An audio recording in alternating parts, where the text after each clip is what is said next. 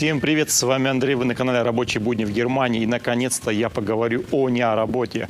Сегодня мы приехали в маленький городок Люнебург, что в переводе означает «крепость Луны».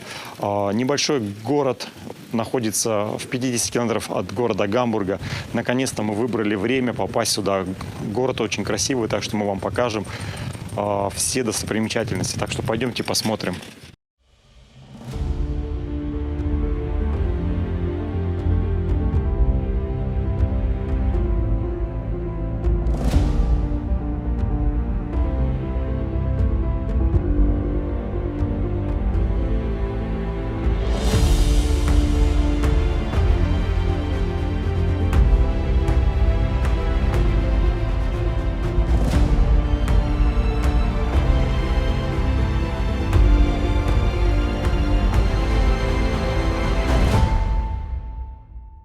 Находимся на самом красивом месте, это рыночная площадь, и позади меня находится ратуша. Сама ратуша была построена в 1210 году, и в последующие века постоянно ее достраивали. То есть это не одно здание, это комплекс зданий. Если посмотреть на фасад ратуши, то вы увидите, что на фасаде есть статуи, это короли Германии, которые внесли свой вклад в развитие этого города, и их увековечили здесь вот такими небольшими статуями. Упоминание города Люнебурга было датировано в 958 году. Вы представляете даже, сколько лет этому городку?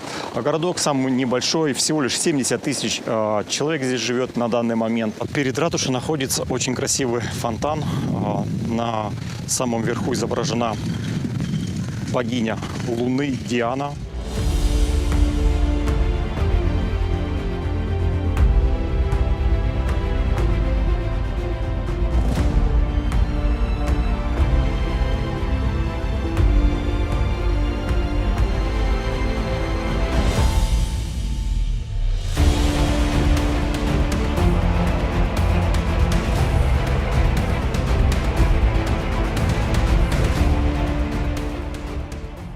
Красивый Люнебург открывается перед вашими глазами, когда ты идешь по главной улице. Здесь слева-справа находятся магазинчики, ресторанчики, кафешки. В таких небольших магазинчиках можно купить вот такие красивые сувенирчики.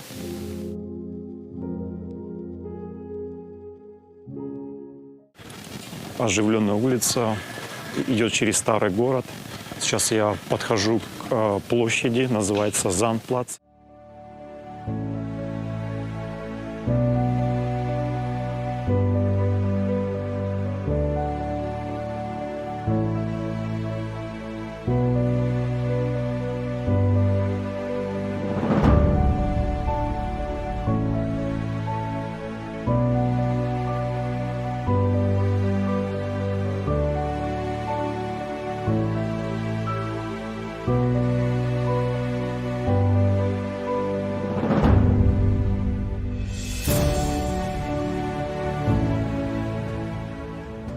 Сейчас нахожусь на самой красивой площади города Люнебурга, называется Зандплац, что в переводе песочная площадь. В средние века здесь не было брусчатки, был простой песок. И позади меня находится черный дом. Посмотрите, он выложен из черного камня.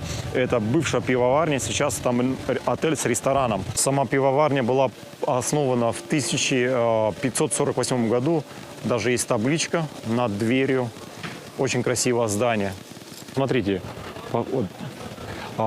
эти дома принадлежали богатым горожанам, так как на фасаде некоторых домов изображены как раз сами хозяева, если посмотреть.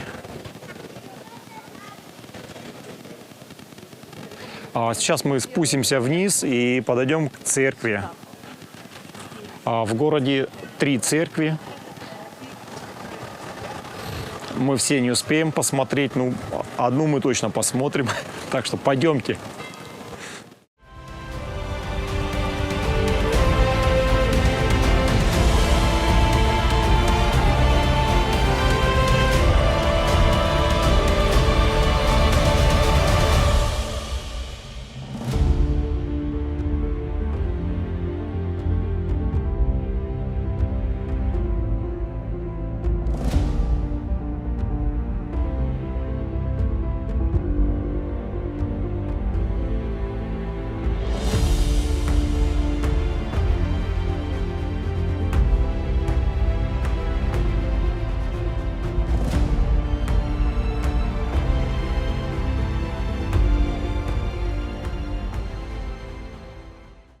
Старый Фахверхаус.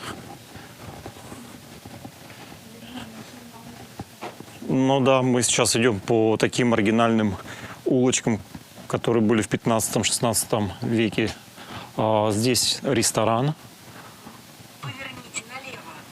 Так, навигатор, мы идем к старому крану и по пути вот такой дом красивый встретили. Просто хочется вам показать. В одной из легенд гласит, что в 9 веке охотники убили кабана, и на морде кабана нашли соль. Пошли они по следу и нашли залежи соли. И как раз с 9 века по конец 1980 года в городе добывали соль.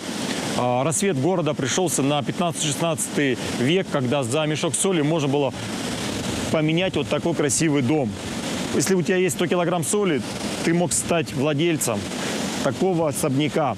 Как происходило выпаривание соли? Прорубались соляные шахты, заполняли эту шахту водой, воду заливали в железные чаны, чаны выпаривали, так как вырубали близлежащие леса на костре.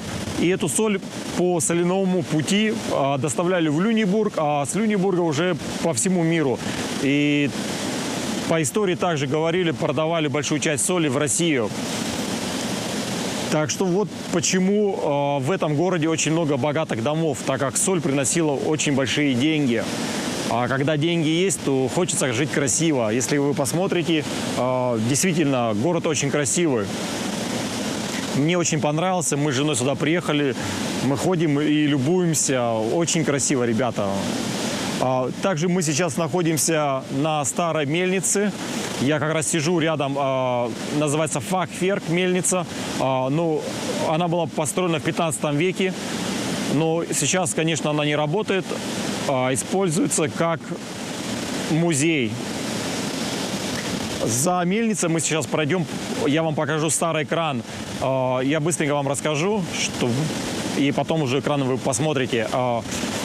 Это один из самых старых кранов, который используется человеческой силой. Внутри крана есть колесо, и его надо крутить. Конечно, этот кран, который остался, это не самый старый, это кран 17 века. Самый первый кран был упомянут в летописях в 13 веке. Интересный случай, это был 1820 год.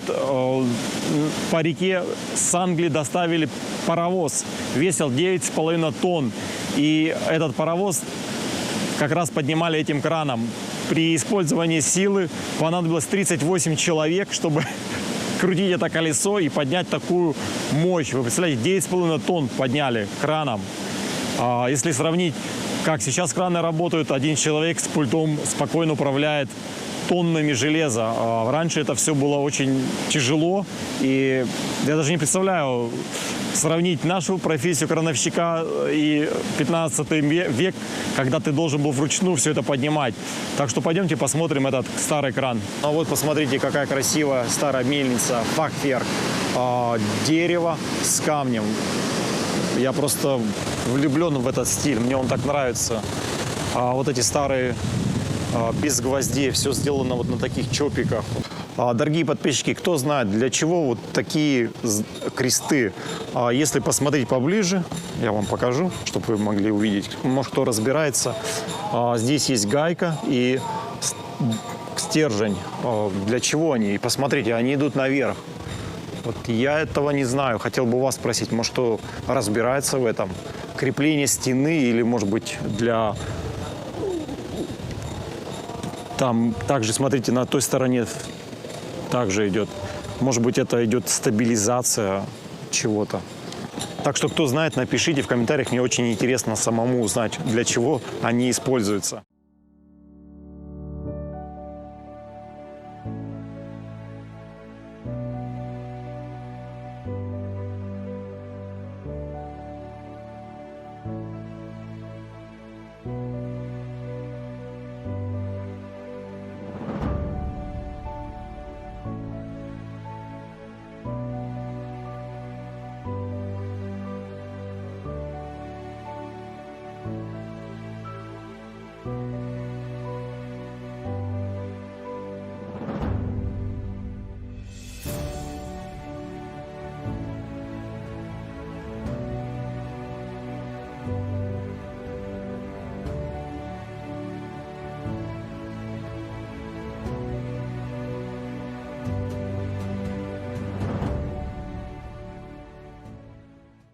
Молодежь отдыхает, центр города, хорошая погода, все сидят на тротуаре, пьют кока-колу, кто пиво. Ну, нормально.